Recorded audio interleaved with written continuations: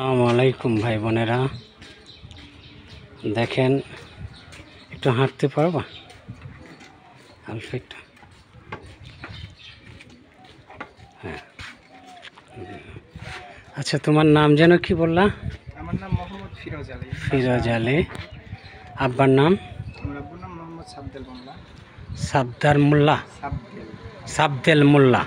জি। আচ্ছা ফিরোজ, তোমার এইটা মানে জন্মের থেকে এরকম? হ্যাঁ, জন্মের থেকে। তাই এটা তারপরে তুমি কিভাবে বড় হলে একটু বলো তো।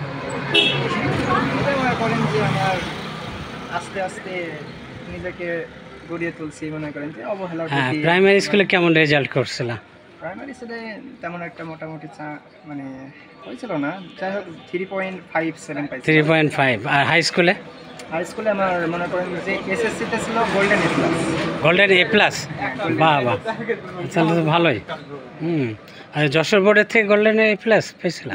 না, মানে এইটা থেকে ওটা হয়েছিল না, আচ্ছা। কিন্তু আমার মানে এইচএসসি এইচএসসিতে গোল্ডেন 4.25 পাইছি। 4.25। আচ্ছা আচ্ছা, তারপরে কি ইন্টারমিডিয়েটে কেমন রেজাল্ট হয়েছে?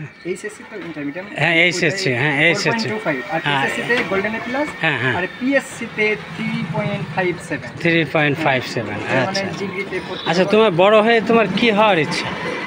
বড় হয়ে মানে মানুষের মতন একটা মানুষ হতে চাই, যাতে যেন সবাই আমাকে আচ্ছা, হেল্প করে বা আচ্ছা আচ্ছা।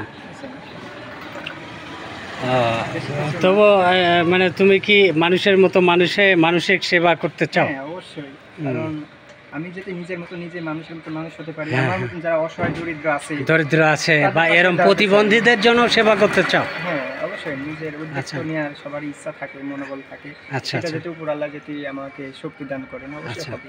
আচ্ছা আচ্ছা।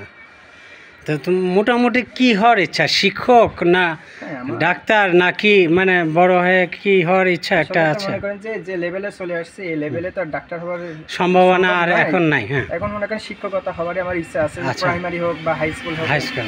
বাংলা ইংরেজি সমাজ বিজ্ঞানে টিচার আচ্ছা। হওয়ার ইচ্ছা আছে। আচ্ছা আচ্ছা আচ্ছা। আচ্ছা, তোমাকে যদি এরকম সরকারি একটা মানে শিক্ষক হিসাবে মানে নিয়োগ দেয়, জি জি। তাহলে তুমি গ্রহণ করবা, তাই তো? হ্যাঁ, অবশ্যই আচ্ছা আচ্ছা। চাই, কারণ আমার তো অন্য কোনো কিছু করা সম্ভব না। হ্যাঁ হ্যাঁ, শারীরিকভাবে যেহেতু দুর্বল, দুর্বল, হ্যাঁ। অন্য কিছু করা সম্ভব না। আচ্ছা, তুমি ধরো মানে আমি তোমাকে সাহায্যের জন্য, তোমার শিক্ষকতা পেশার জন্য আমি চেষ্টা করব। আচ্ছা, তুমি বর্তমানে কোথায় পড়াশোনা করছো? আমি বর্তমান ভেড়ামারা সরকারি সরকারি ডিগ্রি কলেজে, তাই না? আচ্ছা, ঠিক আছে।